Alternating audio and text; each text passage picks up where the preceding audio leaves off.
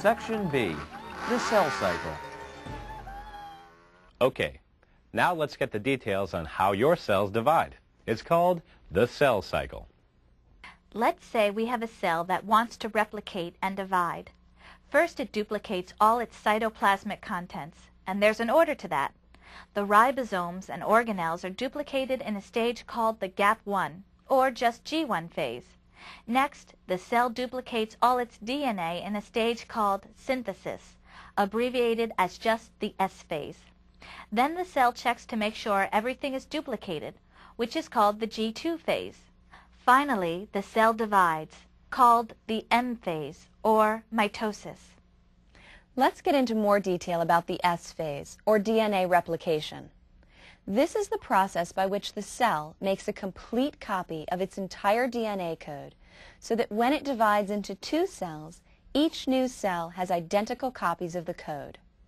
Remember we told you before that the beauty of those weak hydrogen bonds in DNA is that they allow the DNA to unzip and replicate. So to replicate DNA, you unzip a segment so you've got two separate strands. Then the new strand is formed off the template of the old strand. This new and old strand now stay together and form one of the new copies. In this system, each new copy has one old strand and one new strand. This method is called semi-conservative replication, because one strand of the old helix is conserved in the new helix. Now we need to add just one more thing to this explanation of DNA replication. Earlier we said that the bases A and T are attracted to each other, and G and C are attracted to each other. And this is how base pairings and replication can occur. But there are little helper molecules that bring the complementary bases together. You can think of them as a matchmaking service. Yeah, this is Chuck Schick here on Base Connection, Public Access Channel 34. This is a game show here where we pair up bases, and I'm sitting here with my good pal, Adenine.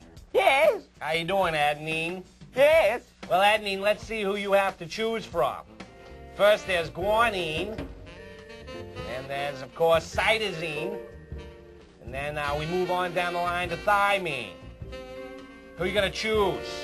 I choose thymine. Chuck. Okay, well, before we hear about your pairing, let's hear what the audience had to say about it.